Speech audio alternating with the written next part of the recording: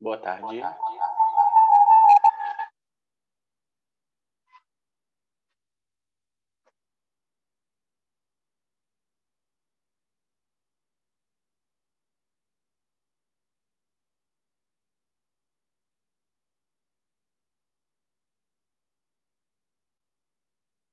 Falei boa tarde, mas já é boa noite há muito tempo, né? É o hábito. Boa noite.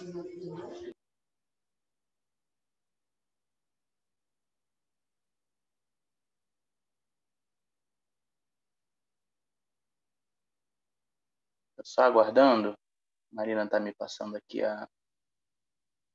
Ah, Marina, você tá aí ainda?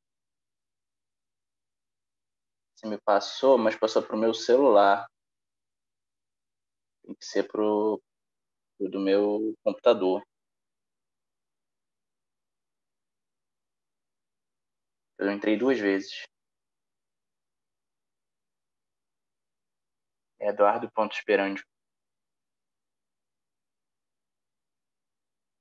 Só para poder compartilhar a tela, tá, pessoal? Para começar.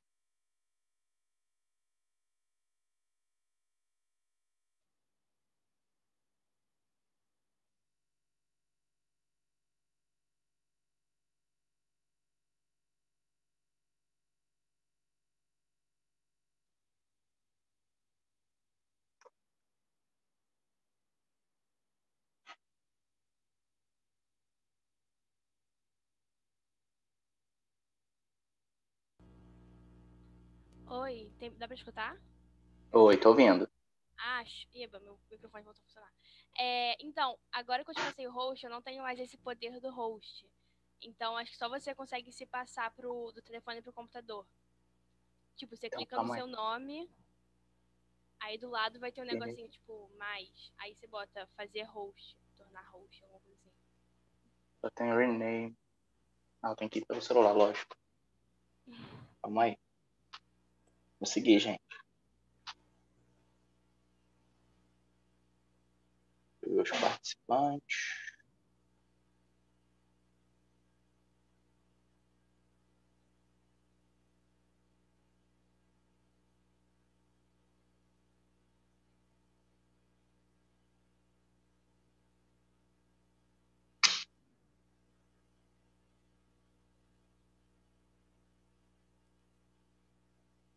Agora Oi? foi. Show. Valeu, Marina. Nada, que isso. Desculpa. Boa aula, gente. Beleza, galera. Bom, a gente vai ter hoje, enquanto eu tô ajeitando aqui, 2 momentos, né? Que foi pedido pela galera para eu trabalhar com vocês. Um é a aula mesmo de física. É a primeira hora do nosso encontro, né? Enfim, aí eu trouxe um tema, eu escolhi na última aula que eu dei para vocês um assunto que é bem comum de se tratar na terceira série do ensino médio, que é a parte de ondulatória, e hoje eu trouxe um outro tema que também é muito comum de terceira série, que é a parte de eletricidade, que eu suponho que sejam as áreas que vocês tiveram menos contato esse ano, né, por conta dessa pandemia. Imagino que tenha sido as áreas mais problemáticas para vocês. Então eu trouxe aqui uma introdução à eletricidade, e eu quero chegar até a ideia de corrente elétrica com vocês, que com isso já dá para fazer bastante coisa de física, tá? Então, vocês não estão me vendo, né? Eu estou falando aqui, vocês não me... agora me veem. Então, a minha ideia é fazer uma boa introdução com vocês e, enfim, e daqui já dá para vocês caminharem bastante, né? A partir disso que a gente vai fazer hoje. E no segundo momento, na nossa meia horinha final, eu vou fazer um bate-papo com vocês, tá? Foi um pedido da Marina, eu imagino que por conta do que ela viveu, eu fui coordenador da escola em que ela estudava, e na verdade eu sou ainda, e eu fiz essa conversa com a turma do terceiro ano, na verdade eu faço sempre com todas as turmas de terceiro ano. Uma conversa para explicar bem assim, o que é de fato o Enem, que às vezes a gente se inscreve, né? A gente fica aí 3 anos se preparando para fazer o Enem e fica naquela dúvida, tá, mas que é o Enem de verdade, né? Como que eu me preparo de fato? Será que tem algum macete, alguma coisa que possa me ajudar? Enfim, não estou aqui com intenção de dar macete nenhum, mas de dar orientação, dar umas dicas bacanas para vocês, tá? E eu acredito que vocês vão tirar bastante proveito para entender bastante essa prova, e a gente tende até a melhorar a nota quando a gente entende o princípio de funcionamento dessa prova, nossa tendência é melhorar, inclusive, a nota. Tá? Bem, vamos lá. Como que eu faço agora para compartilhar a tela? Deixa eu ver a tela certa.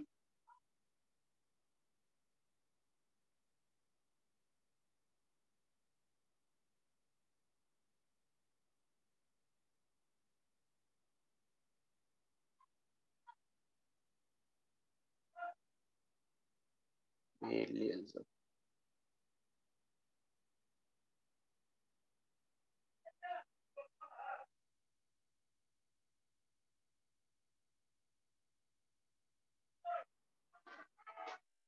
Aparece aí para vocês a tela já ou não? Não está indo, né? Apareceu, professor. Beleza. Então vamos lá. Nossa ideia hoje, como eu disse para vocês, é trazer um tema importante, que é o tema da eletricidade, tá? E dentro dessa ideia de eletricidade, a gente vai tratar primeiro aqui uns conceitos básicos, depois umas aplicações mesmo, tá? Importantes, que a partir disso a gente consegue trabalhar, enfim, questões até mesmo de circuitos simples, tá? Hoje não tem como em uma aula eu trazer tudo de eletricidade, é um tema bem grande, tá? Inclusive, chega na parte de circuitos elétricos, que são mais complexos, e já adianto a vocês, que é uma aula que não tem como eu fazer de uma vez, tá?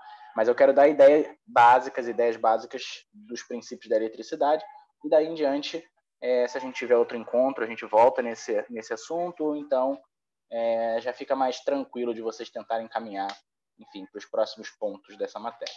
Então vamos começar entendendo a ideia de eletrização, né? O slide começa com uma proposta de um experimento possível de se fazer. Ele supõe que você tenha 2 bastões de vidros idênticos e que você tenha uma flanela, né? Um pedaço de lã, alguma coisa do tipo. Um bastão está pendurado, né, no teto pelo meio dele, então está ali equilibradinho, pendurado pelo meio. E a proposta é, pegar um pedaço de lã e friccionar contra esse bastão, ou seja, atritar o bastão, né, esfregar o bastão com esse pano. Esse bastão está pendurado ali pelo meio. Uma vez que esse atrito acontece, a sugestão é que você aproxime depois do atrito esse pedaço de lã do bastão. E aí o que ele está te dizendo é que você vai verificar uma atração. Você vai verificar que o bastão vai girar, se sentindo atraído por esse pedaço de lã.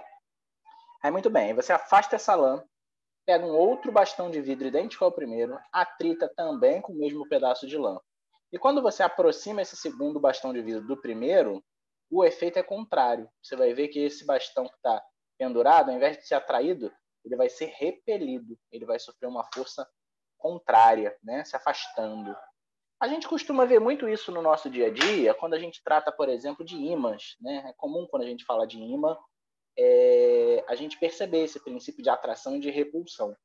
Mas pensando em eletricidade, não é tão comum, né? A gente não tem tanta experiência no nosso dia a dia, tá? De ver esse tipo de situação, mas ela acontece.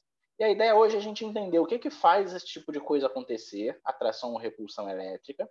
Imagino que você já tenha tido alguma experiência, por exemplo, quando aproxima o seu braço da televisão, assim que ela ligou, você sente os pelinhos do seu braço sendo atraídos pela televisão, eles ficam todos em pezinhos, né? Muito bem, isso é um experimento de eletrização, de princípio da eletricidade, tá? Bem parecido com esse do bastão que a gente acabou de fazer. Então, nossa ideia hoje é entender por que isso acontece e como que a gente tira proveito disso para, de fato, produzir circuitos elétricos, tá?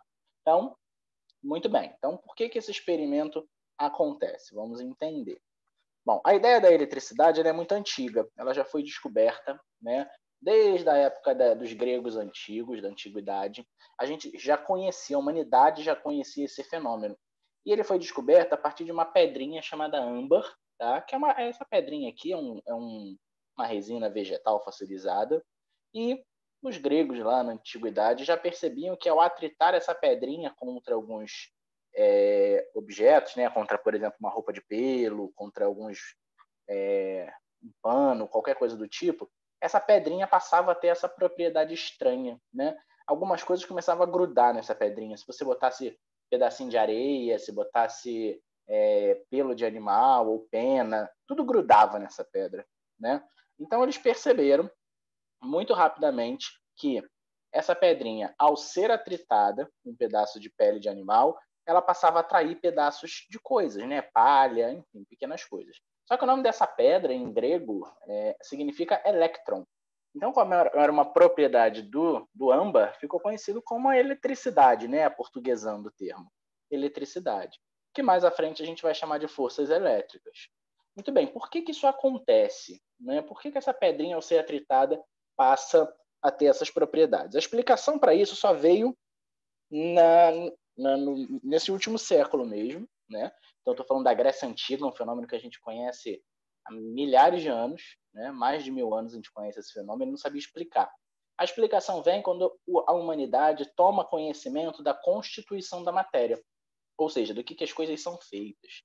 Imagino que vocês já tenham, de repente, estudado lá na aula de Química e entendido que tudo que está ao nosso redor é composto de coisas muito pequenininhas, que são os átomos, né? Aqueles elementos que você encontra lá na tabela periódica. E aqueles átomos combinados formam moléculas, que combinadas formam substâncias. Acontece que por muito tempo acreditou-se que o átomo era a menor parte da matéria, né? Era indivisível.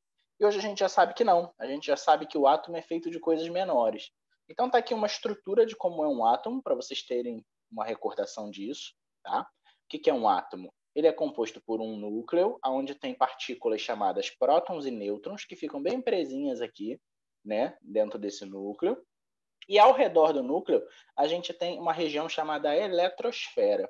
E nessa eletrosfera, a gente tem partículas que podem se mover em caminhos, né, em direções bem definidas, que são os elétrons. Então, os elétrons se movem ao redor do núcleo, tá? Nessa região chamada de eletrosfera. Então, esse modelo é conhecido como modelo atômico planetário.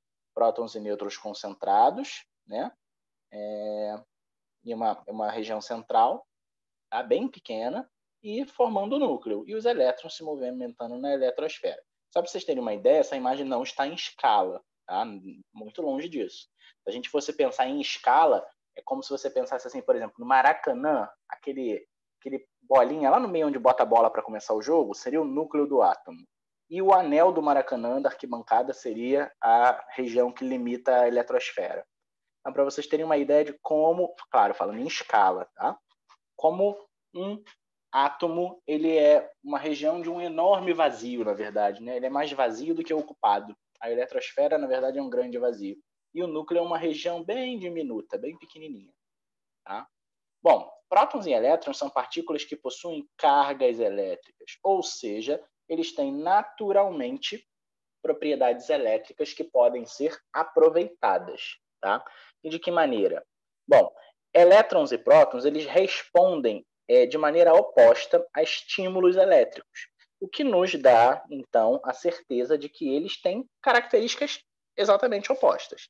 Para poder simbolizar essas características opostas, a gente determina uma regra, né? uma definição. E a definição que foi escolhida foi de que prótons são partículas com cargas positivas e elétrons são partículas com cargas negativas. O motivo disso é só poder diferenciar os dois, tá bom? Então, prótons são partículas com cargas positivas e elétrons com cargas negativas.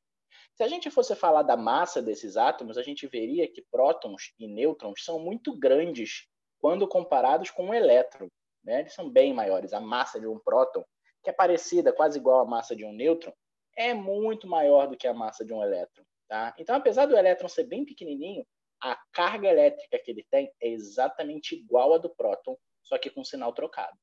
Tá? Eu não falei do nêutron. Bom, o nêutron tem esse nome não é à toa. Ele é a partícula neutra. É a partícula que não possui carga elétrica no átomo. Tá? Então, a gente tem no núcleo uma região que tem partículas neutras e partículas carregadas positivamente. E em volta, na eletrosfera, nós temos os elétrons, que são partículas carregadas com cargas negativas. Agora, como eu disse, o módulo da carga, o valor dessa carga é igual. E é esse o número que está aí embaixo. Ó. 1,6 vezes 10 elevado a menos 19 coulombs. Esse C é a unidade de medida de carga elétrica. A gente chama a unidade de carga elétrica no Sistema Internacional de Unidades de Coulomb, em homenagem ao cientista que a gente já vai falar dele já já. Tá bom? Enfim, e esse valor, 1,6 vezes 10 elevado a menos 19, é a carga elétrica, tanto de um único elétron quanto de um único próton. Com a única diferença que, se for próton, é positivo mesmo. Mas se for elétron, a gente vai aqui na frente do 1,6 botar um sinalzinho de menos, tá? Porque a carga de um elétron é negativa. Então, esse Ezinho, que significa carga elétrica elementar, é elementar porque até então essa é a menor parte, né, a menor carga elétrica possível de se encontrar na natureza. Tá? Hoje a gente já sabe que existem frações dessa carga, mas a gente não precisa entrar nesse mérito na aula de hoje. Tá? A gente vai considerar que prótons e elétrons possuem a unidade da carga elétrica, ou seja, o menor valor possível da carga elétrica da natureza. Tá bom? Muito bem. O que significa, então, eletrizar um corpo? Bom, na natureza, o natural é a gente encontrar os átomos no seu estado neutro. O que significa um átomo ou um corpo estar no seu estado neutro? Um corpo está no seu estado neutro quando os seus átomos possuem a mesma quantidade de prótons e elétrons. Bom, eu acabei de dizer para vocês que prótons e elétrons são exatamente opostos. Eles têm o mesmo valor de carga, mas com sinais trocados. Isso quer dizer, então, que cada próton anula eletricamente um elétron e vice-versa. Ou seja, se eu tiver um átomo que tem 5 prótons lá no núcleo e 5 elétrons ao redor, a carga elétrica total desse átomo é zero. Né? O mesmo número de prótons que elétrons, sendo que prótons têm carga a mais e elétrons têm carga a menos. Então, se eles estiverem em igual quantidade, a gente diz que esse corpo é um corpo neutro. Ok? Agora, será que a gente sempre encontra corpos na natureza que são neutros, ou que são eletricamente neutros, melhor dizendo? Não, é possível a gente encontrar os corpos que a gente vai chamar de corpos eletrizados. O que são corpos eletrizados? São corpos que possuem uma quantidade diferente de prótons e de elétrons. Tá? Então, por exemplo, se eu tenho um corpo que está neutro, então o número de prótons é igual ao número de elétrons, e eu forneço a esse corpo alguns elétrons, bom, ele vai passar a ter mais elétrons que prótons. Então, eu digo que esse corpo está eletrizado negativamente, tá? Porque agora o número de prótons é menor que o número de elétrons. Afinal de contas, ele ganhou elétrons. Agora, se o corpo estiver neutro, tá? Mesmo o número de prótons e elétrons, e eu retiro alguns elétrons dele, o que vai acontecer? Ao retirar elétrons, ele vai ficar com mais prótons do que elétrons, né? Vai ficar com falta de elétrons. Então, esse corpo vai adquirir carga positiva. Afinal, ele tem mais prótons do que elétrons, e os prótons são positivos. Tá? Então, coisas importantes dessa imagem. Primeiro, reparem que eu botei a primeira situação ganhando elétron e a segunda perdendo elétron. Mas em nenhum momento eu falei em ganhar ou perder próton. Por que isso? Bom, porque não é possível eletrizar um corpo alterando a quantidade de prótons que ele possui. O que eu quero dizer com isso? Lembra que eu falei que os prótons estão lá no núcleo? Volta lá na imagem. Os prótons estão no núcleo presinhos. Então, por processos de eletrização simples, eu não sou capaz de retirar prótons do núcleo. A gente não consegue extrair prótons daqui. E nem consegue colocar mais prótons do que já tinha no início. Tá? Então, não dá para mexer no número de prótons, porque eles estão presos ao núcleo. Mas os elétrons que estão livres andando aqui na eletrosfera, a gente consegue, por processos bem simples, ou retirar elétrons ou fornecer mais elétrons. Tá? É o que a gente fez naquele experimento do início da aula que eu falei. Quando a gente atrita a flanela contra um determinado objeto, um bastão de vidro, por exemplo, eles trocam elétrons entre si. Isso quer dizer que um corpo vai ganhar e o outro vai perder elétrons. Tá? Ou seja, a conclusão que a gente tira é: eu não consigo mexer no número de prótons, mas eu consigo mexer no número de elétrons. Então, quando um corpo neutro ganha elétrons, ele vai ficar com mais elétrons que prótons e, portanto, com carga negativa. Ganhar elétrons indica que ele vai ficar negativo. Agora, se um corpo neutro perde elétrons, isso indica, então, que vai ficar faltando elétrons nele. Ele vai ter mais prótons que elétrons e, portanto, vai adquirir uma carga elétrica positiva no final. Beleza? Então, em resumo, se tiver mesmo número de prótons que elétrons, está neutro. Se o corpo neutro perdeu elétrons, ele fica positivo. Se o corpo neutro ganhou elétrons, ele fica negativo. Até aí, tranquilo, pessoal? Essa ideia de eletrizar um corpo?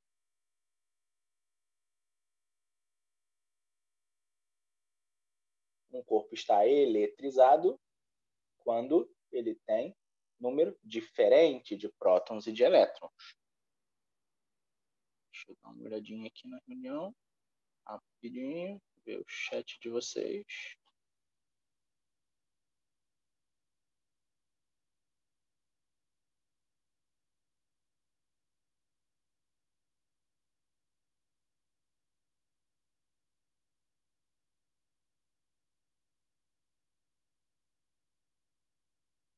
Beleza, então me responderam aí que está tudo tranquilo. Maravilha, então vou seguir.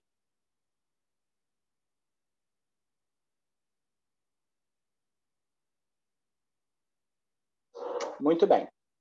Nesse processo de eletrizar os corpos por atrito, que foi o exemplo que eu dei para vocês no início, de que maneira que isso acontece? Como eu falei, quando eu peguei lá aquele pedaço de lã e atritei contra os objetos, essa é uma das formas que a gente tem de trocar elétrons. Um corpo pode ganhar, o outro necessariamente vai perder elétrons. A minha pergunta é, muito bem, se a lã e o bastão de vidro estavam neutros no início, quando eu atritei os dois, um dos dois ganhou elétrons e o outro perdeu. Então, no final, um dos corpos ficou com carga positiva, aquele que perdeu elétrons, e o outro ficou com carga negativa, aquele que ganhou os elétrons. A pergunta é, como que eu vou saber quem ganhou e quem perdeu? Bom, as substâncias podem ser distribuídas numa sequência de acordo com o sinal da carga elétrica que adquirem ao serem atritadas umas com as outras. Essa sequência é denominada série triboelétrica. Então, esse desenho aqui é o que a gente chama de série triboelétrica. O que é a série triboelétrica?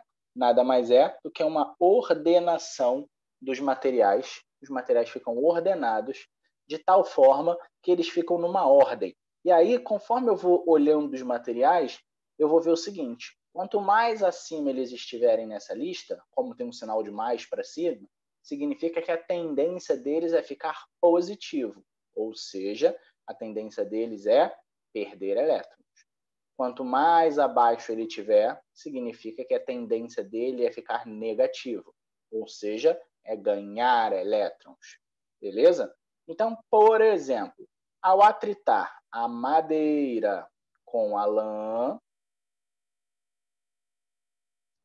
aí eu comparo, eu só vejo aqui a lista. Ó. A madeira na lista está abaixo da lã. O que isso quer dizer? Se eu comparar a madeira com a lã, a conclusão que eu tenho é, se a lã é quem está mais em cima, é a lã que vai ficar positiva, ou seja, vai perder elétrons. Se a madeira está abaixo da lã nessa lista, ela está mais perto do menos. Então, é a madeira que vai ficar com sinal negativo.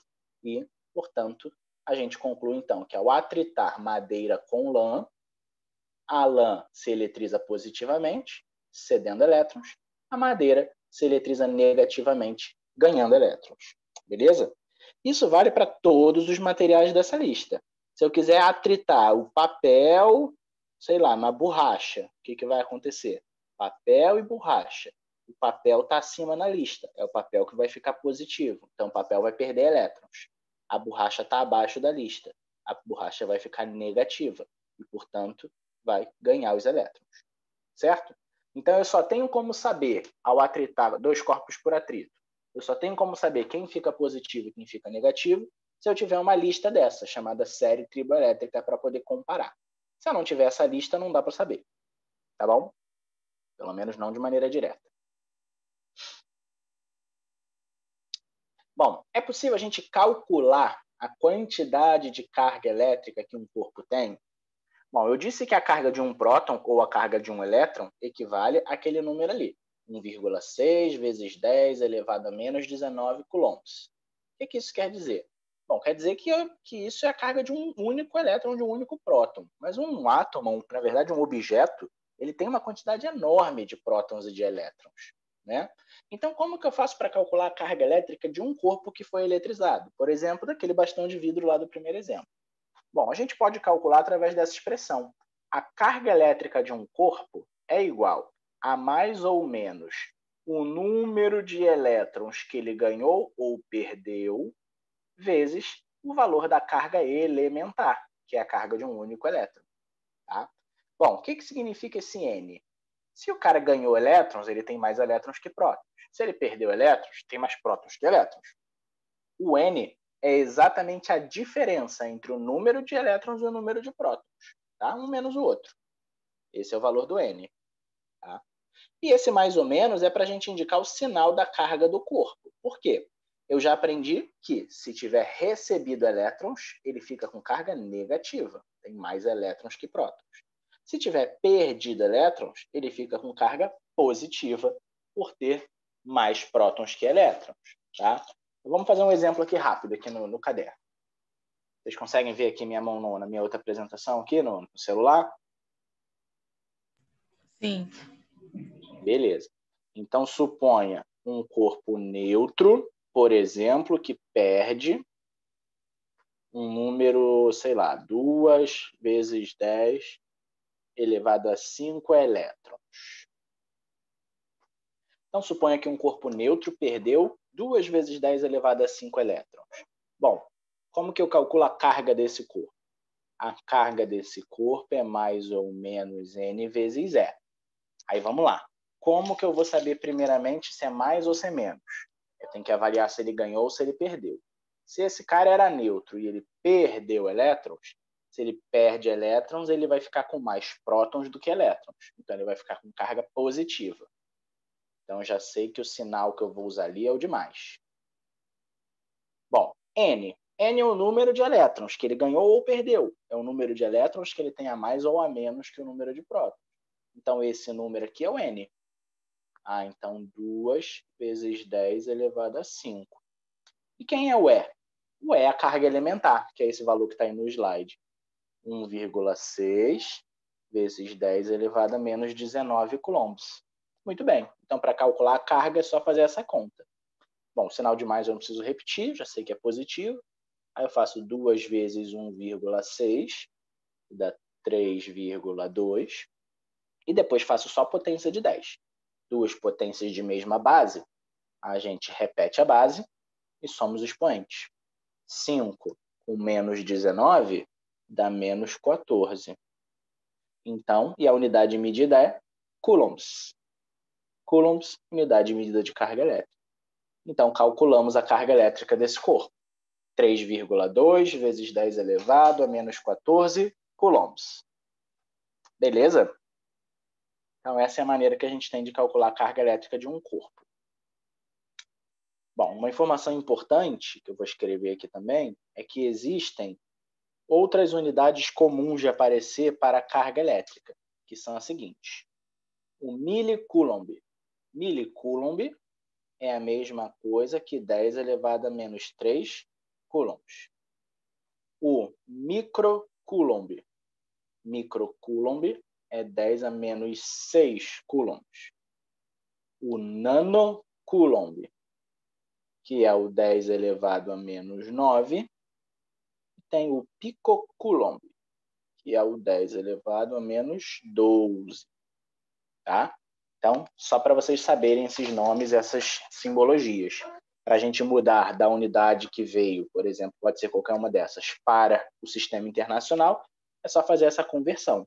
Então, aqui é o mili, aqui é o micro, nano e pico. Milicoulomb, microcoulomb, nanocoulomb, picocoulomb. Ok. Tá?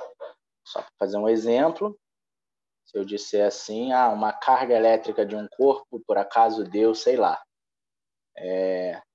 8 vezes 10 elevado a menos 6 coulombs. Isso é a mesma coisa que 8 microcoulombs. Porque o 10 a menos 6 coulombs equivale a um microcoulomb. Está bem? Então, para vocês conhecerem outras unidades que podem aparecer para cargas elétricas. Princípios básicos da eletrostática. Isso é importante, importantíssimo. Tá?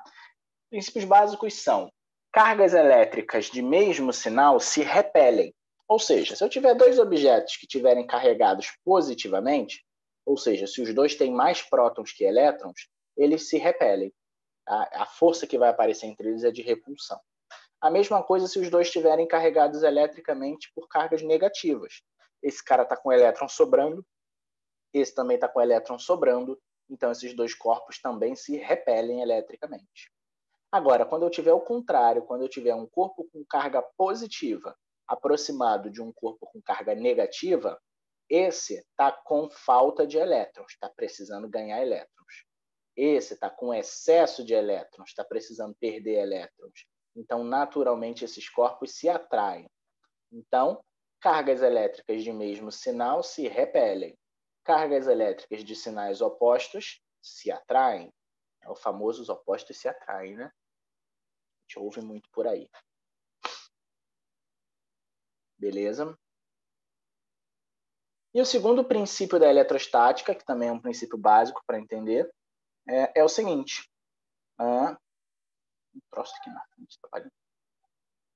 Em sistemas eletricamente isolados, a soma algébrica das quantidades de cargas elétricas positivas e negativas é sempre constante. O que eu quero dizer com isso? Se eu tenho um objeto que tem uma carga elétrica QA no início, e um objeto B com uma carga elétrica QB, pode ser uma carga positiva ou negativa. Digamos que eles troquem elétrons apenas entre eles, tá? E aí eles vão mudar de carga, né? Se eles trocaram de elétrons, então o objeto A vai adquirir uma nova carga, que é a linha, e o objeto B uma nova carga QB'. Bom, mas se eles só trocaram elétrons entre eles, isso quer dizer que a quantidade total de prótons e elétrons que eu tinha no início continua sendo a mesma quantidade total de prótons e elétrons que eu tenho no fim. Então, a conclusão que a gente chega é a seguinte. Se eu pegar a carga que o A tinha no início e a que o B tinha no início, não importa se é positiva ou negativa, se eu somar essas duas cargas, isso tem que dar igual ao somatório das cargas que A e B têm no fim, depois de trocarem elétrons, já que o número total de prótons e elétrons não mudou, continua sendo o mesmo. Tá? Então, esse é o segundo princípio da eletrostática. Então, o primeiro princípio da eletrostática, cargas de mesmo sinal se repelem, de sinais opostos se atraem. É o princípio da atração e repulsão. O segundo princípio, que é o da conservação de carga, diz: a carga elétrica total em um sistema eletricamente isolado é constante. Mesmo que os corpos troquem elétrons entre si, a carga elétrica total, que é a soma delas, não muda de valor. Certinho? A partir dessa ideia de cargas elétricas, a gente pode definir o que são materiais condutores de eletricidade e o que são materiais isolantes ou dielétricos, como preferir chamar. Tá? Muito bem. Materiais como vidro, que conservam as cargas elétricas na região aonde elas surgiram, são chamadas de isolantes ou dielétricos. O que eu quero dizer com isso? Se eu pego um pedaço de flanela e atrito contra um bastão, em apenas um pedaço dele, a carga elétrica que ele vai adquirir vai se concentrar nessa região onde o atrito aconteceu. Ela não vai se espalhar. Então, as cargas elétricas têm uma tendência a ficarem acumuladas se o material for um bom isolante. Então, o vidro, por exemplo, é um bom isolante elétrico. Isso quer dizer, então, que as cargas não se espalham, elas não fluem pelo material. Elas ficam acumuladas no ponto onde o atrito foi feito. Então, no bastão de vidro, as cargas elétricas em excesso localizam-se na região atritada.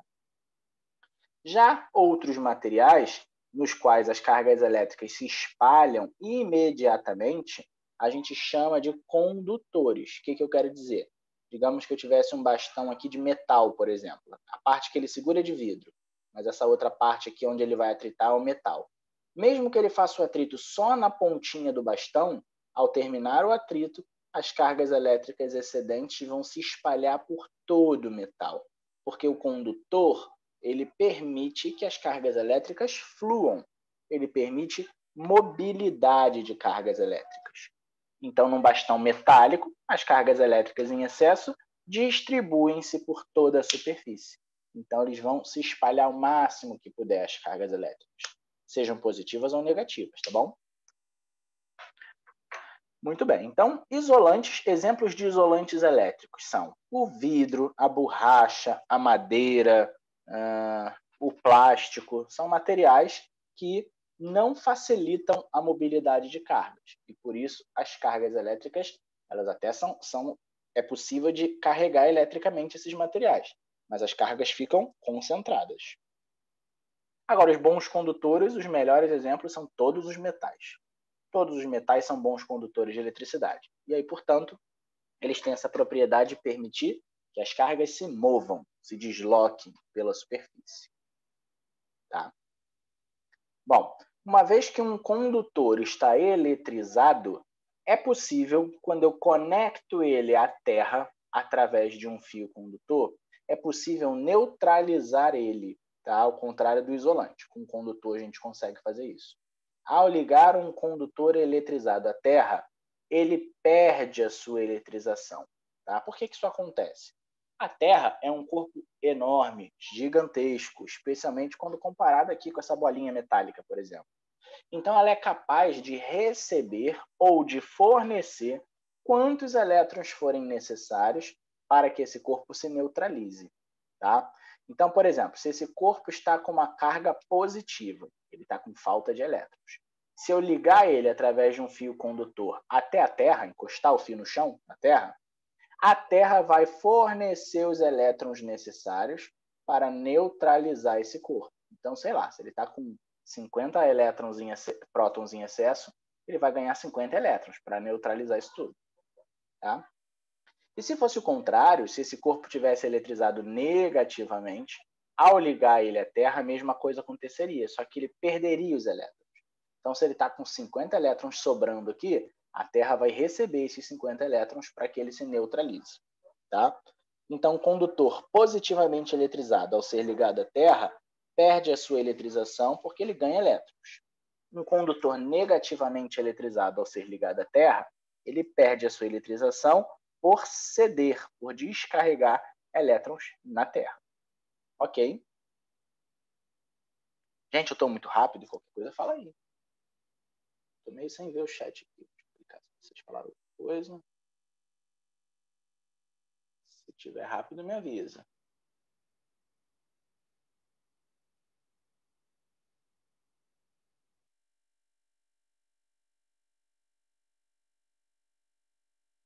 Beleza. Segui. Muito bem. Esse processo, gente, é o que a gente chama de fio-terra, ou de aterramento, aterragem, né? É a maneira pela qual a gente, por exemplo, em sistemas elétricos, para proteger um sistema elétrico, a gente tem, por exemplo, na tomada de 3 pinos, a gente tem um daqueles pinos que é um sistema de aterrar, né, a sua conexão. Se tiver uma descarga, uma sobrecarga de energia, essa sobrecarga vai correr para a Terra através do fio terra. Tá? E aí você protege, de certa forma, os seus equipamentos elétricos. Então é por esse processo aí, ligando o condutor diretamente à Terra. Bom, existe outra maneira de eletrizar um corpo que não seja pelo atrito direto? Tá? A gente já viu que atritando um contra o outro, a gente eletriza. A pergunta é, existe outra forma de fazer isso? E a resposta é sim, existe outra forma. Tá? Na verdade, existem outras duas, que a gente vai ver aqui, pelo menos mais duas.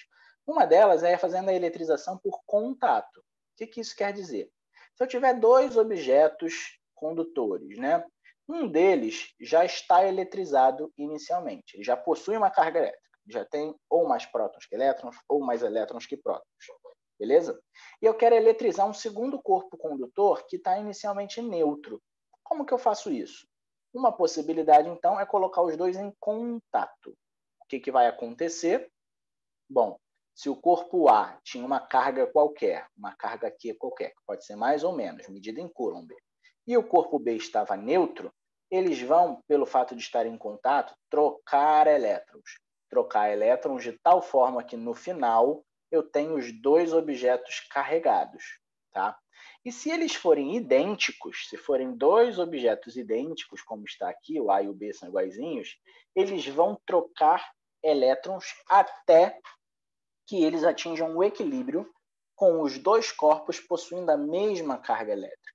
Então, por exemplo, se o objeto A tinha uma carga Q e o objeto B estava neutro, ou seja, a carga era zero, se eu somar a carga dos dois, vai ser Q mais zero, vai ser Q. Então, a carga total é Q. Depois do contato entre eles, o que vai acontecer é que essa carga Q vai ser distribuída pelos dois.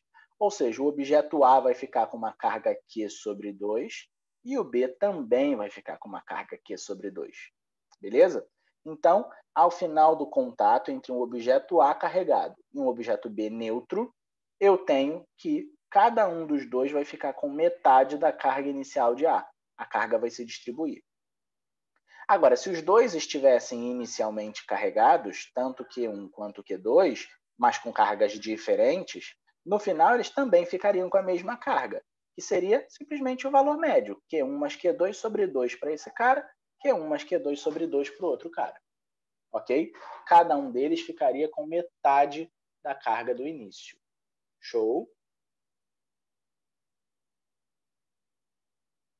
Então, esse é o processo de eletrização. Os corpos vão compartilhar cargas. Tá? Como que isso acontece? Se esse cara aqui é positivo, por exemplo, e ele encosta no B, que é neutro, ele está precisando de elétrons, porque ele está positivo. Então, ele vai puxar alguns elétrons de B, até que os dois fiquem com cargas iguais. E se fosse o contrário, se esse cara tivesse negativo, ele está com elétron sobrando. Quando eu encosto no B que está neutro, ele vai passar alguns desses elétrons que estão sobrando para o B, até novamente que eles fiquem em equilíbrio. Tá bom? Então, vamos fazer um exemplo aqui, rapidinho, no caderno. Se eu tenho um objeto A com uma carga QA, sei lá, de 8 coulombs, e eu tenho um objeto B com uma carga QB, sei lá, de menos 2 coulombs. No momento que eu encosto A com B, sendo eles idênticos, a carga total, no momento que eles estão encostados, é a carga do A, que é 8, mais a carga do B, que é menos 2. 8 mais menos 2 dá 6. Essa é a carga total, 6 coulombs. E quando eu separá-los novamente, eu vou ter dois objetos A e B com uma carga que é a metade da carga total. Então, desses 6 coulombs no total, vai ficar metade para esse cara, metade para esse. Então a nova carga do A, o que é a linha, vai ser 3. E a nova carga do B, que é B', também vai ser 3 coulombs. Então, no final, eles adquirem cargas iguais. Ok? Eles dividem igualmente a carga elétrica. Deu para entender?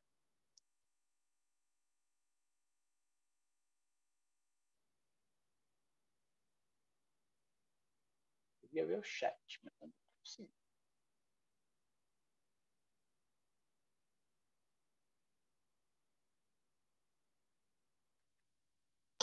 Professor, o senhor pode repetir, por favor?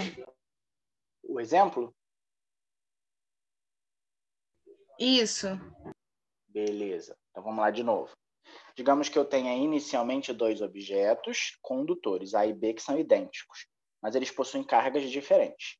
O objeto A está com uma carga de 8 coulombs no início. Ele está carregado, uma carga positiva. Já o B está com uma carga de menos 2 coulombs. Então ele também está carregado, mas com uma carga negativa.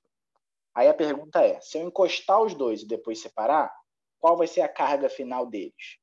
Bom, o procedimento é, no momento que eu encosto os dois, eles passam a ter uma carga total única. E a carga total é a soma da carga dos dois, que eles tinham no início. Então, 8 mais menos 2. 8 mais menos 2 dá 6 positivo. 6 coulombs positivo. Essa é a carga total dos dois juntos. Quando eu separá-los, o que vai acontecer é que cada um deles vai ficar com metade dessa carga total. Então, o A vai ficar com 3 e o B também vai ficar com 3. Metade da carga total. Então, basicamente, o procedimento é, na eletrização por atrito, soma a carga dos corpos e depois divide essa carga total pelo número de corpos que você tinha. Nesse caso, eram 2. A gente dividiu por 2. Ok? Ok, obrigada, professor. Beleza. Então, outro processo de eletrização é chamado de eletrização por indução. O que significa isso? Induzir significa aproximar um objeto que já está carregado de um objeto neutro, mas que é um bom condutor, de tal forma que a gente induza nele uma separação das cargas. Então, por exemplo, esse cara é neutro. O fato de ser neutro significa que ele tem a mesma quantidade de prótons e elétrons, mas ele tem prótons e elétrons. Se eu pego um objeto que está carregado negativamente e aproximo dele, o que vai acontecer? Ele vai induzir nesse cara uma separação de cargas. Ou seja, os elétrons daqui vão repelir os elétrons desse cara. E esses elétrons desse segundo corpo, do corpo B, tendem a ficar afastados do objeto A, o mais afastado que eles puderem. Tá? Então, alguns elétrons vão correr para o lado de cá. Isso quer dizer que desse lado vai ter um acúmulo de cargas negativas e desse lado um acúmulo de cargas positivas. Tá? Muito bem. Isso quer dizer que esse cara está carregado eletricamente? Não, não quer dizer, porque ele ainda tem o mesmo número de prótons e elétrons. Eles só estão separados pelo fato de ter um objeto indutor próximo dele. Tá? Então, o que a gente fez com isso foi induzir a separação de cargas. Eu ainda não eletrizei de fato esse corpo, porque ele ainda não ganhou e ainda não perdeu elétrons. Bom, mas uma vez que eu induzo essa separação de cargas, é possível eu completar a eletrização? É possível. E aí, como que a gente faz isso? Bom, a gente pode fazer isso colocando, por exemplo, um fio ligado à Terra. Como eu disse para vocês, o fio conectado à Terra vai fornecer ou vai retirar a quantidade de elétrons que for necessário. Tá? Então, por exemplo, vamos lá, de novo, uma sequência de experimento. Agora o indutor é positivo, tá bom? Não importa, o indutor pode ser mais ou menos. Quando eu aproximo um indutor positivo, ao contrário da imagem anterior, ele vai atrair elétrons. Então, os elétrons vão ficar aqui pertinhos do meu indutor. Tá? Isso faz com que esse lado fique com elétrons sobrando e esse lado com elétrons faltando. A conclusão que a gente chega é a seguinte: se eu ligo esse objeto à Terra através de um fio condutor, bom, esses elétrons já estão presos aqui, né, por atração eletrostática através do indutor. Então, esses prótons aqui desse lado estão precisando ganhar elétrons para se neutralizar. Então, eles vão puxar esses elétrons da Terra. De tal forma que, se puxou elétrons da Terra, agora tem mais elétrons que prótons. E se eu cortar o fio de conexão com a Terra, eu faço com que esse cara passe a ter mais elétrons que prótons. Tá? Por que eu tenho que cortar o fio? Porque se eu afasto o indutor, a tendência desses elétrons que estão aqui sendo atraídos pelo indutor é se afastarem o máximo que puderem. Então, eles tendem a voltar para a Terra. Tá? Então, para eu manter ele carregado eletricamente, eu preciso cortar a conexão com a Terra. Então, qual é o procedimento para eletrizar um corpo neutro por indução? Primeiro, eu aproximo o indutor do corpo induzido. Aproximo o indutor do corpo induzido. Isso vai induzir uma separação de cargas. Depois, eu ligo o induzido à Terra. Ligo o induzido à Terra para ele ou puxar elétrons ou devolver elétrons. Depois de um tempo, desfazer a ligação com a Terra. Eu corto o fio. E depois, eu afasto o indutor normalmente, porque agora ele já está eletrizado. Eu já posso tirar o indutor de perto. Aí esses elétrons que estavam acumulados aqui, eles vão se espalhar o máximo que eles puderem, porque não tem mais ninguém atraindo eles. Beleza? Então esse processo é um pouquinho mais complexo, mas também é uma possibilidade de eletrizar. Eletrizar por indução, tá? Por separação de cargas. Beleza?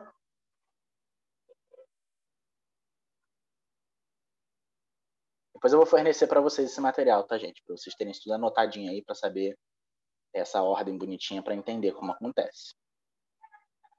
Bom, forças entre cargas elétricas.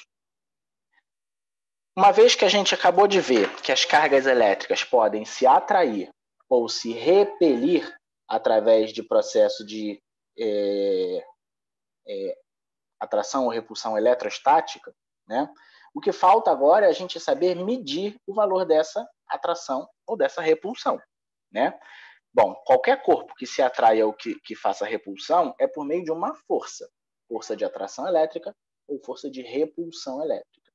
Muito bem. Acontece que lá em 1785, esse físico francês aí, o Charles Augustin de Coulomb, ele conseguiu, através de um experimento bastante delicado, determinar a intensidade da força de atração ou de repulsão entre cargas elétricas.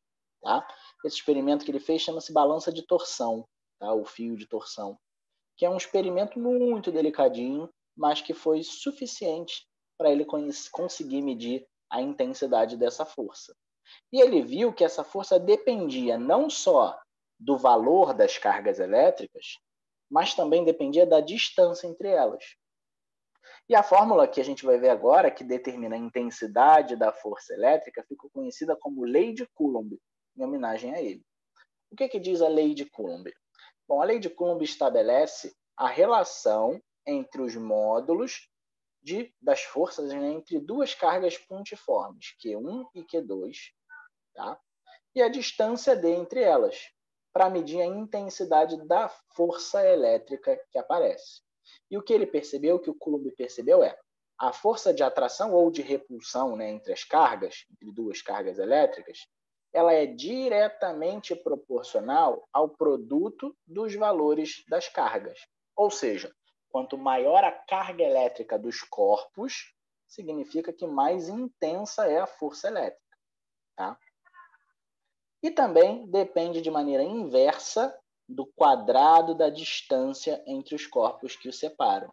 Então, significa o seguinte: quanto mais afastados, menor é a força. Quanto mais pertinho tiverem os objetos, mais intensa é essa força, seja ela de atração, seja ela de repulsão. Tá? E a fórmula da lei de Coulomb é essa aqui. A força elétrica é igual a uma constante K vezes o módulo da carga 1 vezes o módulo da carga 2 dividido pela distância entre elas ao quadrado. Tá bom? E essa constante K é conhecida como constante eletrostática, que para o vácuo tem o valor 9 vezes 10 elevado a 9 Newton metro quadrado por Coulomb quadrado. Bom, primeiro, precisa decorar? Não precisa. Tá? Sempre que precisar usar esse valor, ele vai existir para vocês na questão. Ele vai ser colocado na questão para vocês. Tá? Não precisa decorar. Mas a gente tem que saber usar. Então, vamos fazer um exemplinho aqui. Como que usa a lei de Coulomb? Aqui no caderno. Então, de novo, vamos lá. Digamos que eu tenho um objeto A e um objeto B. Eles estão afastados por uma distância, por exemplo, de 20 centímetros. Digamos que o objeto A tem uma carga elétrica QA, que vale, por exemplo, 6 microcoulombs. E o objeto B tem uma carga QB, que vale menos, sei lá, 4 microcoulombs. Como que eu calculo a força elétrica entre eles? Bom, primeiro eu tenho que saber se a força é de atração ou de repulsão. É como que eu vejo isso. Como eles têm... Como eles têm sinais opostos, mais e menos, a gente já sabe que cargas de sinais contrários se atraem, né? Então a força entre eles vai ser uma força atrativa. Essa força de atração a gente chama de força elétrica. E como que eu calculo a intensidade dessa força elétrica? Bom, é dada pela fórmula K vezes o módulo da primeira carga vezes o módulo da segunda, tudo isso dividido pela distância ao quadrado. Aí vamos lá. O K é esse número que está aí na tela, que o exercício já vai dar para vocês, que é o 9 vezes 10 a nona. Só que olha a unidade de medida. É Newton, que é a unidade de força, vezes metro quadrado, que é a unidade de distância ao quadrado, né? Sobre Coulomb quadrado, sendo Coulomb a unidade de carga. Então, para eu poder usar o valor do K que está ali, eu preciso que as distâncias estejam em metros e que as cargas estejam em coulombs. O que não é o caso. Isso não está em metros, está em centímetros. Isso não está em coulombs, está em microcoulombs. Então, vamos primeiro mudar. 20 centímetros, quando eu passo para metros, do centímetro para o metro, a gente volta 2 casas. Então, é 0,2 metros. E se eu quiser botar isso em notação científica, é 2 vezes 10 elevado a menos 1. Né? Afinal de contas, eu tenho uma casa antes do 2, né? Então, 2 vezes 10 elevado a menos 1 metros. Botei na unidade boa distância. E a mesma coisa para as cargas. Menos 4 microcoulombs é a mesma coisa que menos 4 vezes 10 elevado a menos 6 coulombs, já que o micro é o 10 a menos 6, como eu mostrei anteriormente para vocês. E aqui é a mesma coisa. 6 microcoulombs é 6 vezes 10 elevado a menos 6 coulombs. Certo? Pronto, agora eu posso substituir e fazer a conta. Vai ficar assim, ó. Força elétrica é igual. O valor do K. O K é a constante. 9 vezes 10 a nona. Vai ser sempre esse valor, não precisa decorar. Vezes o módulo da carga A. Quando eu falo módulo, eu quero o valor absoluto, eu não quero sinal. Então, beleza, ela já é positiva mesmo, então 6 vezes 10 a menos 6. 6 vezes 10 a menos 6. Vezes o módulo de QB. Aí vamos lá, o QB é negativo. Ah, mas na fórmula eu trabalho só com módulo. Então esquece o sinal de menos. Então vai ficar 4 vezes 10 a menos 6. É o valor da carga B em módulo. Dividido pela distância, que é essa distância aqui em metros, né? 2 vezes 10 elevado a menos 1. Só que cuidado, que na fórmula a distância é ao quadrado. Ah, então é tudo isso elevado ao quadrado. Distância ao quadrado. Certo? Aí quanto que vai dar isso? Vamos lá. Vou botar para frente todos os números, só para melhorar a conta. Vai ficar 9 vezes 6 vezes 4. E a potência de 10 a gente já resolve. 9 com menos 6, 9 menos 6, 3. 3 com menos 6 dá menos 3. Sobre 2 ao quadrado, que é 4. Vezes 10 elevado a menos 1 ao quadrado, dá menos 1 vezes 2. Dá 10 elevado a menos 2. Por que eu fiz isso e não fiz a conta aqui na frente? Porque dá para a gente simplificar. Ó, esse 4 com esse 4. Beleza? Aí restou só 6 vezes 9. Aí quanto que dá isso? 9 vezes 6 dá 54. E agora a potência de 10. 10 em cima e 10 embaixo. Então a gente repete a base e diminui os expoentes. Então, é o de cima menos o de baixo. Menos 3 menos 2. Opa, então é menos 3 mais 2. Menos 3 mais 2 dá menos 1. Ou seja, 54 vezes 10 a menos 1, 10 a menos 1 só voltar uma casa. Então é a mesma coisa que 5,4 newtons. Então essa é a intensidade da força. 5,4 newtons. Beleza?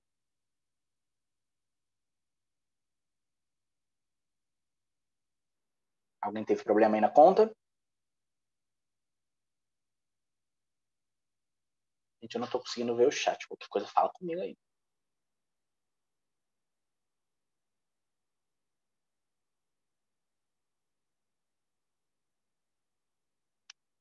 Beleza?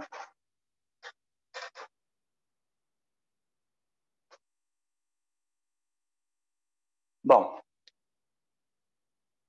essa era a parte introdutória de conceitos de carga elétrica. Eu queria, ainda na aula de hoje, pular para a parte de corrente elétrica, que é esse outro material que eu tenho disponível aqui. Mas eu acho que não vai dar para a gente falar disso tudo. Eu tenho que fazer a outra parte, que é falar do Enem. Bom, até a parte de força, tá tranquilo? Todo mundo entendeu? Acho que eu vou pedir, então, para as meninas, para depois marcarem uma outra aula para mim prosseguir com isso com vocês.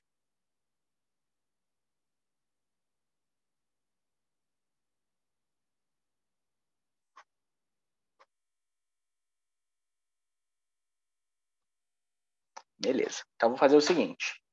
Vou interromper esse material aqui, ó, de carga elétrica. A gente só tem meia horinha para falar do Enem. Esse materialzinho aqui de carga elétrica, de corrente elétrica, eu vou deixar para a próxima aula. Vou pedir as meninas para marcarem uma aulinha para mim enquanto antes, para a gente fazer isso com vocês. Tá? Já já eu falo aqui com a Marina. E agora, vamos fazer um respiro da matéria. Vamos parar um pouquinho para falar de matéria. Que agora eu tenho mesmo umas dicas para dar para vocês. Então, eu vou interromper aqui meu telefone.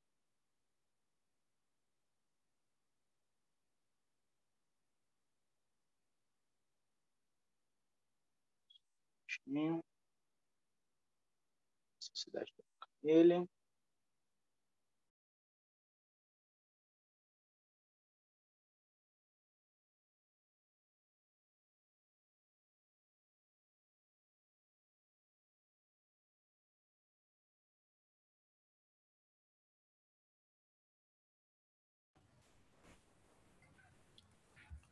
Pronto, mudei aqui, eu tô agora no...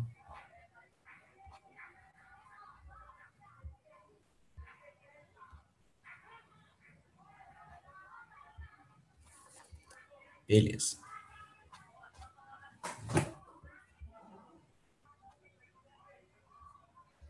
Vocês estão me ouvindo, galera? De boa? Que eu tirei o telefone e botei agora só no...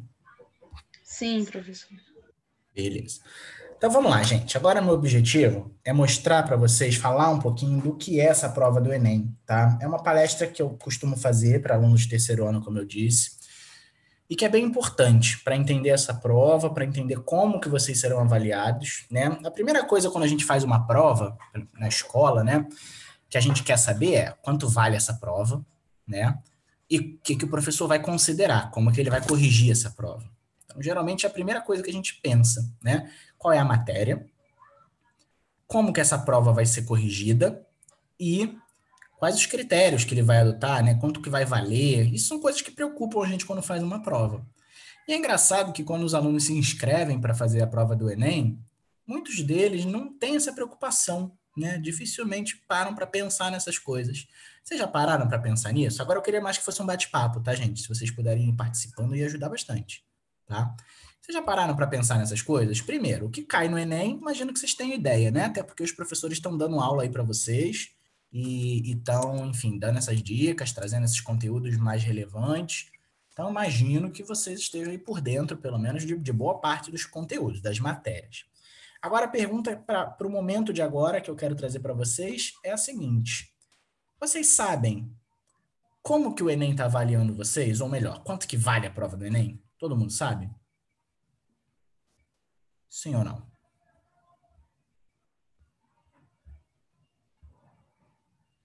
Nada? Professor, eu sei mais ou menos. Mais ou menos. Tipo o quê? Dá uma dica aí, vai, me ajuda participando. Eu sei que tipo, o método chutômetro não funciona muito porque o Enem ele sabe quando a gente chuta, tipo, a gente acertou as mais difíceis. Eles avaliam, tipo isso. Eu não sei explicar muito bem. É algo do Beleza. tipo. Tá no caminho, é por aí mesmo, tá? Isso é um bom começo.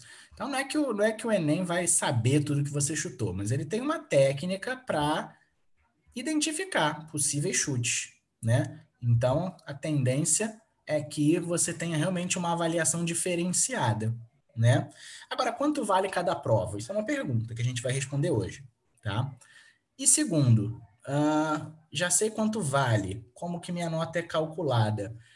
O que vai influenciar nessa nota, né? O que vai contar de verdade para essa nota que eu vou tirar?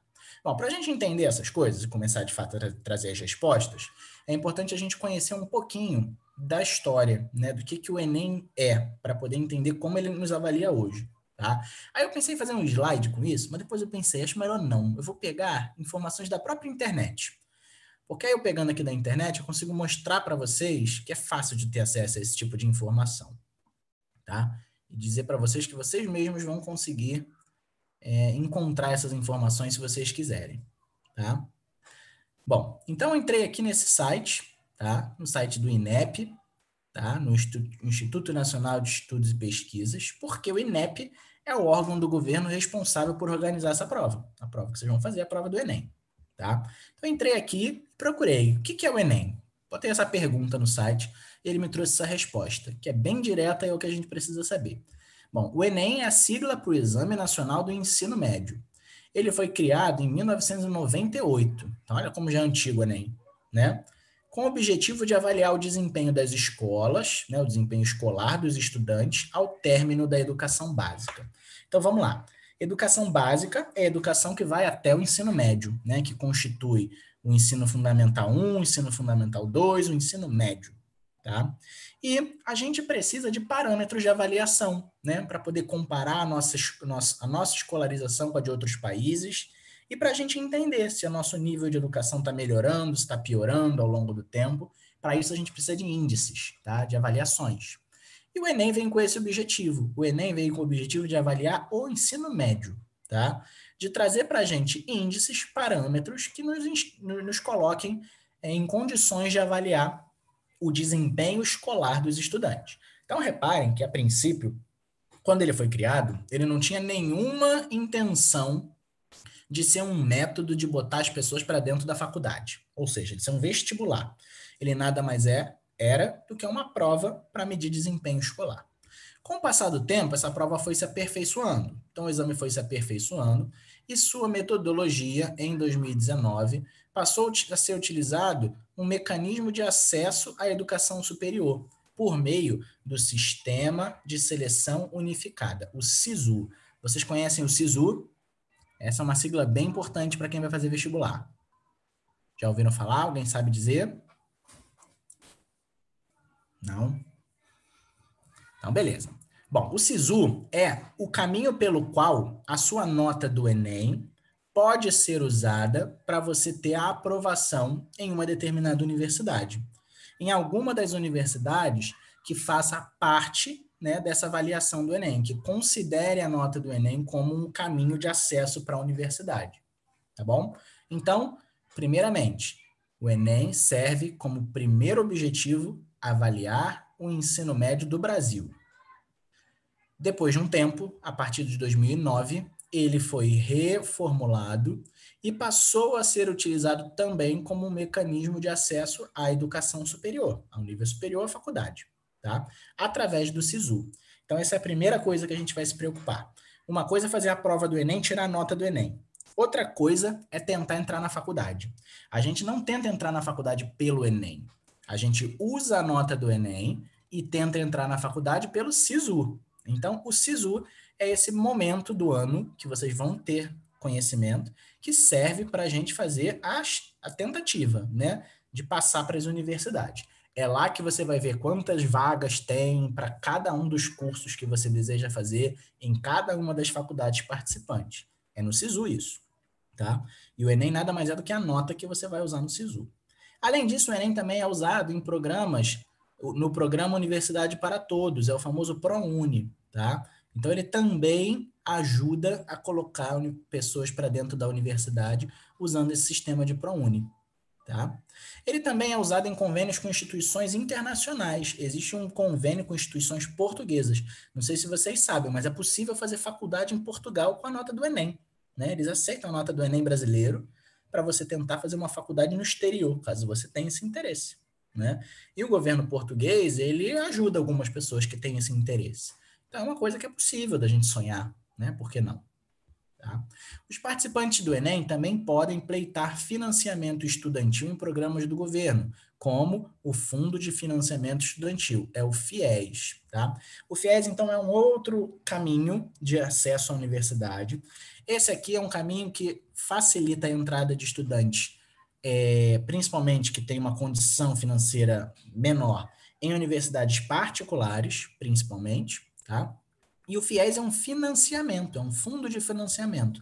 Então, basicamente, é o seguinte, a universidade é privada, ela é paga. Mas se você não tem condições de pagar ela por completo, o governo faz um financiamento para você pagar uma parte que seja possível para você ao longo da faculdade e aquilo que você não pôde pagar, você faz como um financiamento. Você paga depois de se formar, quando você já estiver trabalhando na área.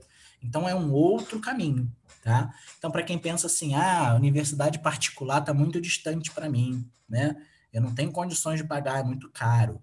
Vale a pena dar um estudo, dar uma olhada no FIES, nesse fundo de financiamento estudantil, porque a partir dele, né, você pode também tentar pleitear uma vaga numa universidade privada, ok? Então, além de tentar pelo SISU entrar nas universidades públicas, você pode também, por um programa como o FIES, por exemplo, tentar o acesso numa universidade privada e fazer a sua faculdade com valor financiado. Tá? Os resultados do Enem continuam possibilitando o desenvolvimento dos estudantes e dos indicadores. Então, o resultado, apesar do Enem hoje ser usado, dele ser mais famoso por ser usado para o acesso ao nível superior, ele ainda tem como principal objetivo ser esse indicador da educação no Brasil, para saber se a educação está melhorando, piorando, tá? E o fato dele hoje ser utilizado para acesso, né, ao nível superior, aumentou muito o número de procura de pessoas que fazem, tá? Eu peguei aqui um número, deixa eu ver se é aqui. Só para vocês terem uma ideia de quantas pessoas costumam se inscrever no Enem. Não, não é esse. É esse aqui. Foi uma notícia que saiu no UOL, tratando do número de inscritos na prova. E eu queria mostrar só essa tabelinha aqui para vocês. Olha quantas pessoas no Brasil inteiro se inscrevem. O ano que a gente teve o recorde de inscrições foi esse ano aqui, 2014. 9.400.000 pessoas se inscreveram. Esse ano, por conta da pandemia, a gente teve uma queda. A gente está aí com um número de 6.100.000 pessoas inscritas, sendo que esse número ainda não era o número final, porque ele ainda dependia das pessoas que tinham que pagar a inscrição. Então, algumas pessoas fazem a inscrição, mas depois não pagam, e aí, enfim, não são contabilizadas. Então, provavelmente ainda é um pouquinho menor que esse. Mas olha só, a nível de Brasil, 6 milhões é uma prova que a gente fala que é uma prova de larga aplicação. Ela atinge um número muito, muito grande de pessoas. E por ser uma prova de larga aplicação, ela tem que ter uma técnica de avaliar diferente das outras. Em geral, quando a gente faz um teste de múltipla escolha, como é a prova do Enem, quando a gente faz lá na escola um teste de múltipla escolha, sei lá, você tem um valor lá para aquela questão da múltipla escolha. Cada questão vale 1 ponto. Então, se tem 10 questões, você acertou 8 questões, você tirou 8 pontos. Acabou, não tem conversa. Tá? A gente chama isso de teoria clássica do teste. Teoria clássica do teste é quando a nota é direto aquilo que você tirou. Acertei 8 de 10, fiquei com nota 8. Acertei 5 de 10, fiquei com nota 5. Ok? Essa é a famosa teoria clássica dos testes. Agora, por que o Enem não pode ser assim?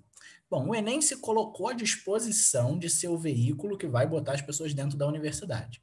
Imagina 6 milhões de pessoas fazendo a mesma prova, tá? Imagina a quantidade de empates que a gente teria. Quantas pessoas tendo exatamente o mesmo número de acertos, né? O número de acertos igual, mesmo sendo uma prova enorme como é a prova do Enem, e ela precisa ser grande para funcionar do jeito que ela se propõe, é uma prova de 180 questões, né? A prova do Enem, dividida em 2 dias. Um dia com 90, o outro dia com 90 questões.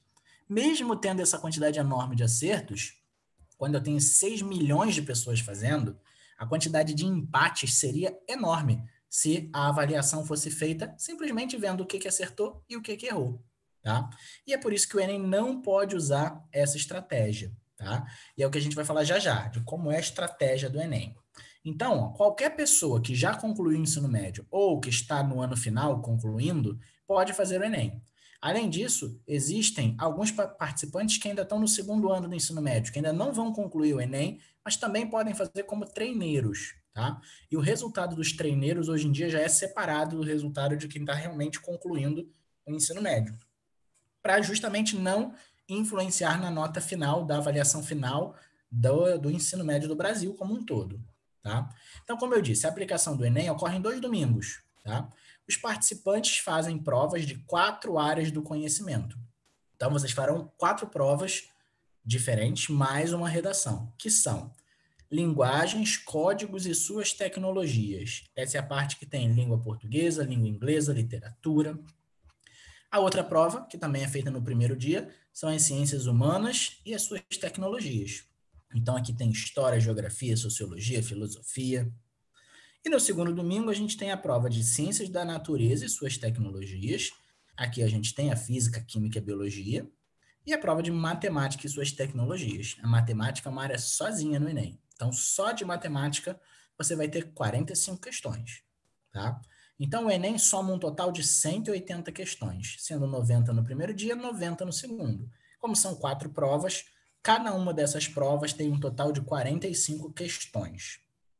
Os participantes também são avaliados por meio de uma redação, que exige o desenvolvimento de um texto dissertativo argumentativo. É sempre esse texto que é cobrado na prova do Enem. Imagino que vocês já estejam se preparando para ele, né? Um texto dissertativo argumentativo é um texto muito refinado, né? É um texto da academia, né? É usado no nível superior, é usado em teses. É um texto muito refinado que exige dos participantes uma capacidade de interpretação de mundo e uma capacidade de escrita muito grande, tá? E é por isso que ele é cobrado no Enem. É o texto que exige que o aluno tenha conhecimento prévio sobre coisas do cotidiano e que saiba falar sobre, saiba discorrer sobre um determinado assunto. Então, por isso, esse é o texto da prova do Enem, tá? Muito bem. Bom, tem uma política de acessibilidade, né, que é importante, que pessoas que têm essa necessidade especial também é atendido, beleza? E esse ano, pela primeira vez, o INEP vai realizar o Enem Digital, ainda em caráter de teste, tá? Para um grupo bem reduzido de participantes, com a intenção de testar essa prova totalmente digital. Então, as pessoas até vão para um local de aplicação, mas ela não recebe prova impressa, tá? E isso só quem optou por isso na inscrição que vai fazer uma prova desse tipo. Suponho que vocês não tenham feito essa opção e, portanto, se vocês realmente não fizeram, a prova de vocês é normal, como todo ano, uma prova impressa, com cartão resposta, beleza? Muito bem. Então, esse é o quadro geral do que é o Enem. Então, a gente já sabe o que é o Enem, como que é feita essa prova, como que ela é dividida. E aí, agora tem aquela pergunta que eu falei, como que eu vou evitar os empates, né, numa prova com tantas aplicações? Aí, esse site aqui, ó, o Guia do Estudante, trouxe para a gente uma explicação de como funciona a famosa régua do Enem, tá? Bom, alguém agora abriu o microfone e falou assim, eu sei que o Enem, chutar no Enem não é muito bacana, porque o Enem ele consegue meio que prever isso, tá? E aí a pontuação é diferente. Muito bem. O Enem avalia vocês por uma técnica que não é a teoria clássica dos testes. Ela é chamada de teoria de resposta ao item, que é o famoso TRI. É uma modelagem estatística que é usada em provas de larga aplicação pelo mundo inteiro, justamente porque é uma modelagem estatística que é confiável e que é honesta na hora de dividir a pontuação. Então, o mundo inteiro adota e o Enem passou a adotar também, porque era um jeito importante de ter notas bem espalhadas e de forma honesta. Então, basicamente é o seguinte, todas as questões do Enem que vão para a prova, elas são previamente calibradas. O que isso quer dizer? Primeiro, existe um momento no ano que professores do Brasil inteiro são convidados a produzir itens. Item é uma questão do Enem. Sempre que a gente falar em item, eu estou falando de uma questão, tá? Então, professores das mais diversas áreas do Brasil inteiro vão produzir questões que vão passar por uma banca. Essa questão vai ser avaliada por professores que compõem uma banca e eles vão dizer, olha, essa questão é bacana, pode entrar para o Enem. Essa não é bacana, aí eles eliminam.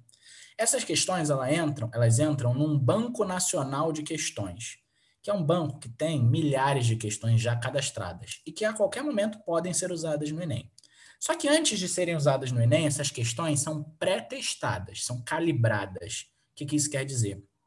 Pega-se uma quantidade de questões e aplica para estudantes do Brasil inteiro e eles não vão saber se aquela questão vai para o Enem, se não vai. Então, um belo dia, chega uma pessoa do Enem, do INEP, lá numa escola, sei lá no Mato Grosso do Sul, qualquer lugar do Brasil. Chega na escola e fala, olha, eu gostaria de fazer uma testagem com questões do Enem com seus estudantes de terceiro ano. Aí eles entregam algumas questões na mão dos alunos, nenhum professor da escola tem acesso, nem a diretora, nem ninguém, só o pessoal do INEP. E esses alunos resolvem as questões.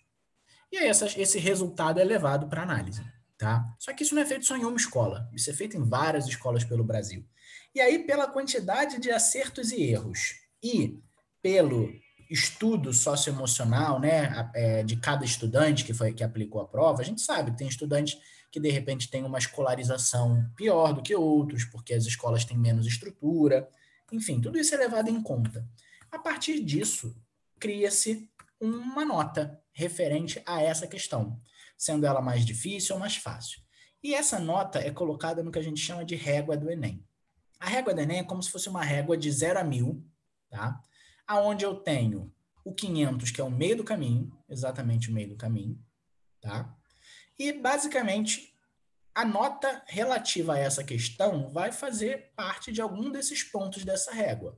Se for uma questão média, de nível médio, vai estar aqui perto do 500. Se for uma questão fácil, ela vai estar posicionada na régua mais perto aqui do zero, né? Se for uma questão de nível difícil, ela vai estar mais posicionada aqui, mais para perto do 1000. Beleza?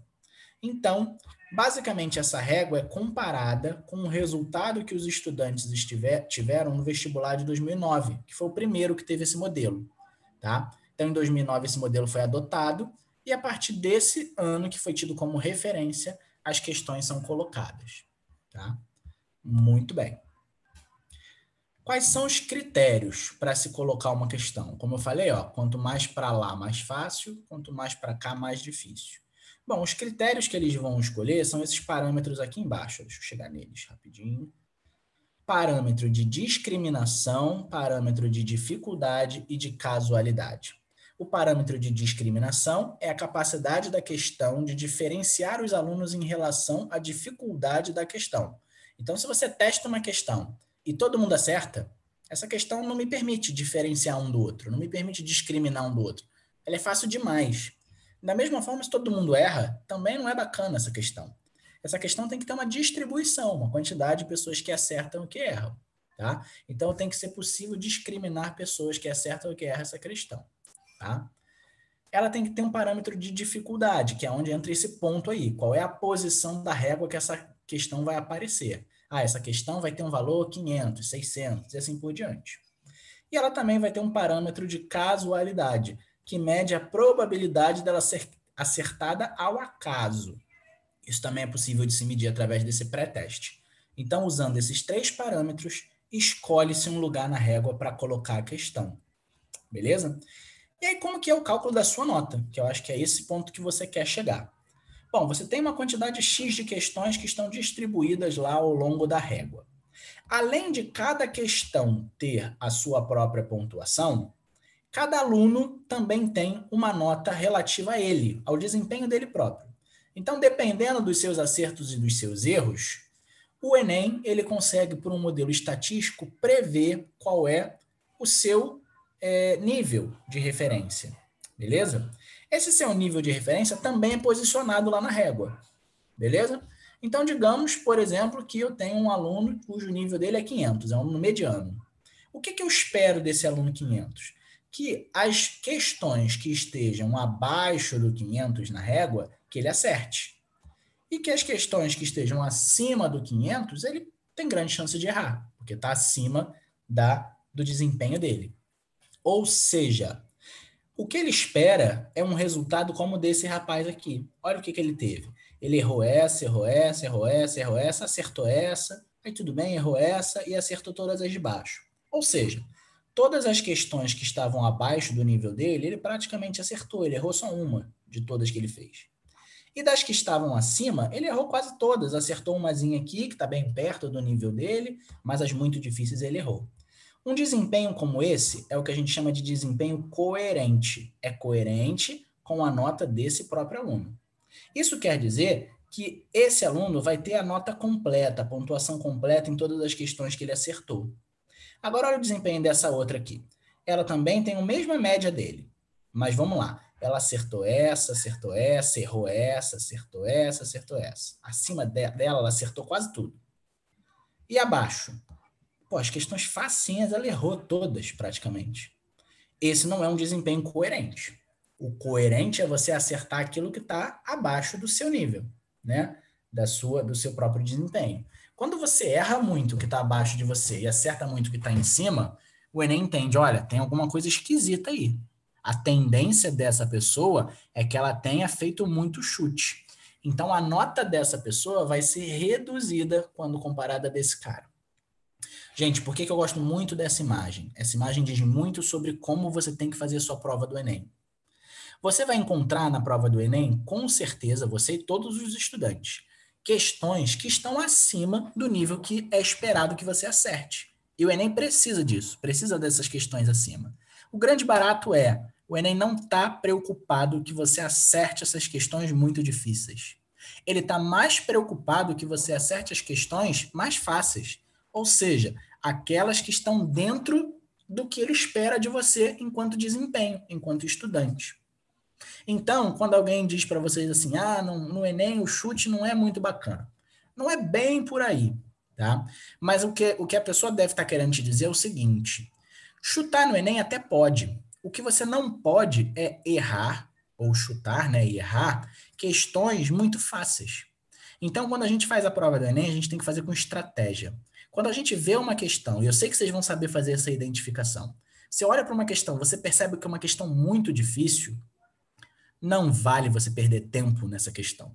Essa é uma questão que você pode pular e deixar para fazer no final, se sobrar tempo. Porque se não sobrar tempo, você chutar essa que foi muito difícil, não é um problema. Afinal de contas, o Enem não está com uma forte expectativa que você acerte ela. Agora, o que você não pode de jeito nenhum é, por exemplo, ir fazendo sua prova, aí vai tentando todas as questões, aí perde um tempão. Vocês sabem que vocês têm uma média de 3 minutos por questão no Enem, né? Então, assim, é pouquíssimo tempo, são textos enormes, as questões de exatas, por exemplo, tem que resolver, fazer conta, tudo em 3 minutos, beleza? Aí, digamos que você está lá perdendo um tempão em um monte de questão difícil. Aí acabou o tempo de prova e você não fez, sei lá, 10 das 45. Aí você vai ser obrigado a sair marcando qualquer coisa no cartão resposta. Esse é o erro fatal. É aí que a sua nota do Enem vai cair. Muito, tá? Você não pode chutar 10 questões que você nem leu. Por quê? Porque o Enem, você provavelmente vai errar questões fáceis e o Enem vai dizer assim, o seu desempenho não foi coerente. Então, portanto, sua nota vai ser reduzida. Então, galera, primeira dica importantíssima que eu deixo para vocês. Prova do Enem, não tenham medo de pular questão.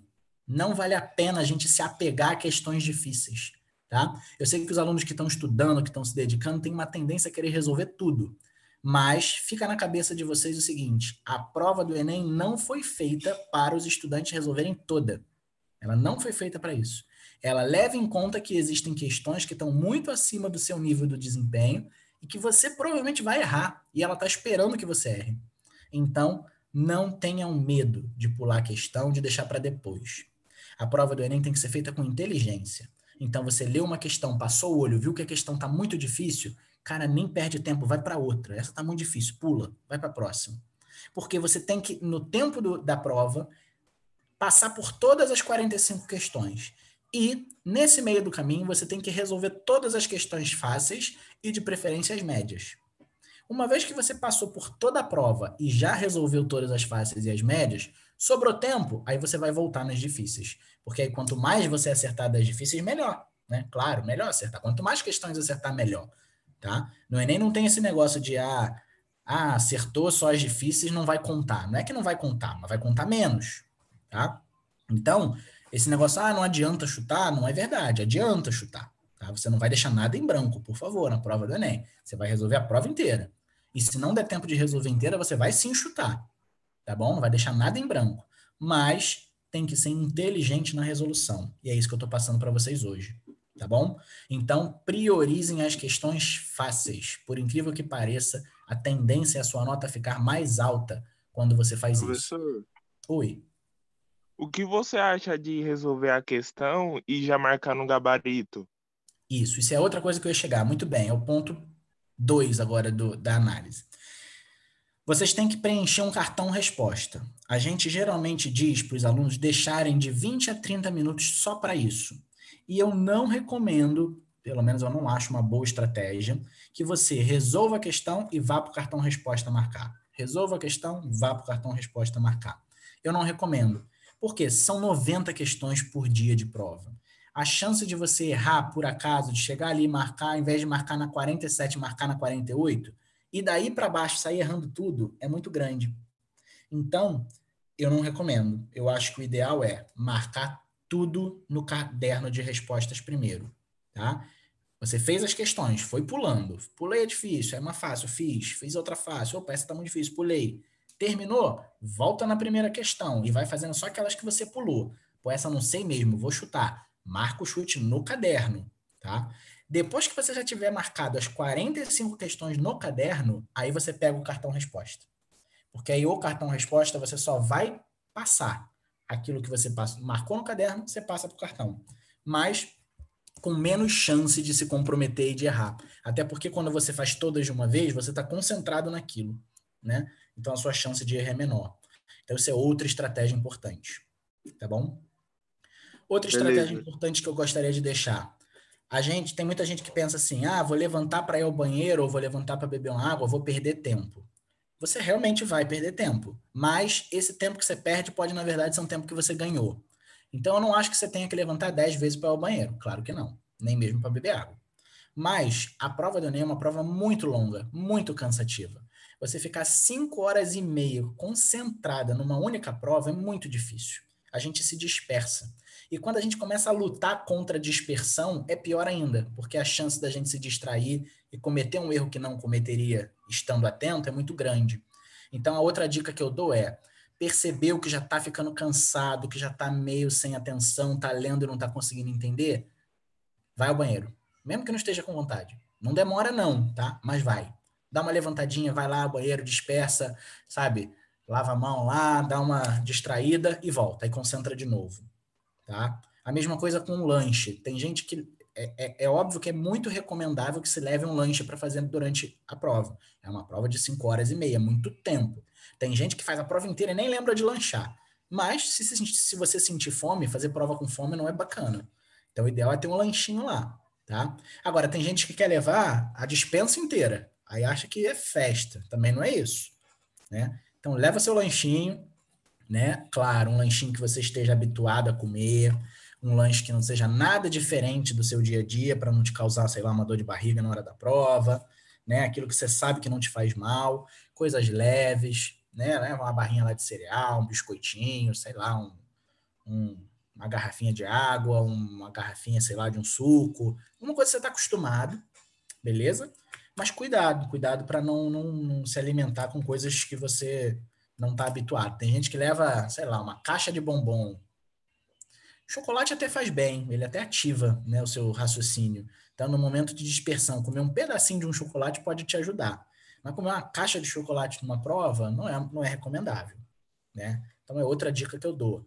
Se alimentem durante a prova, mas de maneira moderada, de uma forma que isso não te distraia, não te faça perder muito tempo e nem te faça passar mal. Beleza? Gente, deu para entender essas dicas principais que eu dei para vocês? Tem alguma coisa que vocês ainda queiram perguntar sobre essas dicas de prova? Não? Então, beleza. Eu quero que vocês fiquem com essa imagem aqui na mente, tá, gente? A gente, na prova do Enem, vai focar em acertar todas as faces.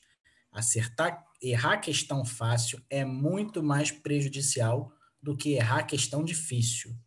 Então, se eu encontrei uma questão muito difícil, eu não vou sofrer com isso e não vou me apegar a essa questão. O que isso quer dizer? Eu não vou perder horas nela, vou ficar lá 15 minutos numa questão que eu deveria gastar 3, e que a chance de, depois de eu ficar esses 15 minutos, a chance de eu errar ainda é alta, porque é uma questão muito difícil. E que está ali para só quem está muito acima da média acertar, né? Então, a grande maioria das pessoas vão errar. Então, você não tem que se preocupar. Beleza? Então, essa é a estratégia do Enem. Eu recomendo também, outra coisa, geralmente isso aí vai de cada um, tá? Você pode discordar de mim, não tem problema, não precisa fazer isso. Mas uma coisa que eu costumo recomendar é não fazer as 45 questões direto de uma mesma prova. Por exemplo, peguei a prova de português no primeiro dia. Faz, sei lá, 20 questões de português. Vai para ciências humanas. Porque você muda a chave do cérebro um pouquinho e não fica as 45 questões, ou 2 ou 3 horas direto, fazendo o mesmo padrão de questão, a mesma matéria. Então, isso cansa também a mente. Então, quando você muda a chave da mente um pouco, costuma ajudar. Então, geralmente eu recomendo, olha, faz 20 questões da prova de português, aí para português um pouco, vai para ciências humanas, faz 20 questões. Aí volta para português, faz as que faltaram, as 25 que faltaram. E depois a mesma coisa para ciências humanas, tá? Agora, tem gente que não funciona bem assim. Tem aluno que fala, olha, eu não gosto, eu prefiro fazer a prova inteira. Então tá bom, se prefere, tudo bem. Não vou te perturbar com isso, não, tá? Se prefere, não tem problema, pode fazer. Mas é uma dica que para alguns que se sintam muito cansados durante a prova, que pode ajudar também, tá bom? E é isso, gente. Acho que essas são as principais orientações que eu queria deixar para vocês e dicas. né? Eu acho que o mais importante é entender como a sua nota é composta, tá? E lembrando que a nota pode variar por décimos, então o Enem tem essa possibilidade de ser décimos para cima ou para baixo, o que dá uma escala muito grande de notas possíveis. A nota máxima e a nota mínima de cada prova, a gente não sabe, era essa surpresa final que eu queria deixar para vocês. Cada ano, a nota máxima vai ter um valor e a nota mínima vai ter outro valor, para cada uma das provas. Então, por exemplo, nota máxima da prova de matemática, digamos que foi 915. A de português não precisa ter sido, pode ter sido, sei lá, 830. E a mesma coisa para a nota mínima, que não é necessariamente zero, tá? Ela pode ser uma coisa maior que zero, até para quem erra tudo. Isso é uma possibilidade que o TRI traz. Então, a gente não sabe, antes de fazer a prova, qual vai ser a nota máxima e qual vai ser a nota mínima de cada uma dessas 4 provas. A única que a gente tem certeza é a redação. A redação, de fato, vale de 0 a 1000, tá bom? Então, redação é a única que a gente sabe, que vai de 0 a 1000. As outras a gente não sabe até fazer. E todo ano muda. Certo? Isso até tá nesse site aqui que eu botei também. No finalzinho ele até fala disso. Notas gerais. TRI vai de ciências humanas até matemática e redação fora da TRI, depois você tem a nota geral. Aí teve um ano, em 2015, a prova de matemática, teve gente que tirou mais de 1000 na prova de matemática. Porque a nota máxima esse ano foi mais de 1000 para matemática, e é possível. É possível porque depende do valor de cada questão, né? E cada questão tem um valor próprio, então não dá para a gente saber qual é a nota máxima e qual é a nota mínima. Certo? Gente, era isso. Espero ter ajudado vocês de verdade. Essa conversa costuma alertar bastante. Se tivesse um pouquinho mais de tempo, falava um pouquinho mais de técnicas de estudo, mas eu imagino que vocês já estejam recebendo orientações de vários professores. Então, imagino que vocês já tenham assim, algumas ideias sobre técnicas e orientações de estudo. Mas hoje eu foquei mesmo na orientação de como fazer a prova, tá? E eu acho que vale a pena levar essas dicas com vocês, que vai melhorar bastante o desempenho de vocês. Certo? Espero ter ajudado e espero voltar em breve para seguir com essa matéria com vocês aí de eletricidade. Certo? Então é isso. Acho que deve estar todo mundo cansado já também, doido para desligar, né? Então bom descanso para vocês. E até a próxima.